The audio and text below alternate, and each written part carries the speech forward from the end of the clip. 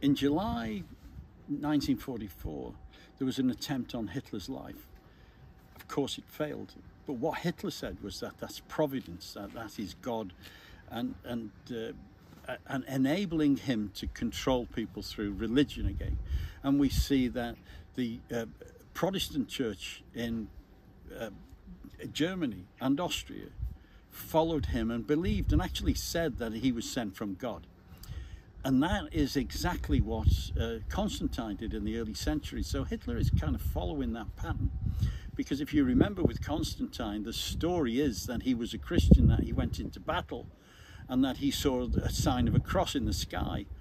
But that story isn't true, it's a myth. So if you think about why it was a myth, we know that that wasn't written until 200 years after Constantine's death, but it promoted the idea of Christianity and the idea of a cross, which was actually a symbol of Tammuz.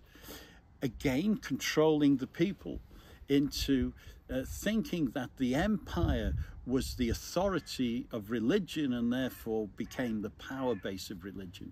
And if we continue with that narrative all the way through from the first pope, who was a guy called Damasus, who in 384 AD took control of the Babylonian priesthood, if we look at that, we see that Jews were persecuted right from that period by the church. Now, why would the church do that? Well, because the church taught that we'd replace the Jews, but also we taught that we'd replace Judaism, because if you can get rid of Judaism, you get rid of the ideas of love thy neighbor, loving each other and caring for each other and looking out for the poor. And if you look at the biblical Judaism, we even talk about leaving the corners of your field, the remnants, so that the poor could eat. And also giving to the poor is a very key aspect of Judaism. But the church, as a power base, in line with government, then doesn't have that idea or that vision to care for the poor. What it has a vision for is to bring power to the leadership. And of course, power to the leadership means that you control a whole empire in the same way as the fascists have throughout history.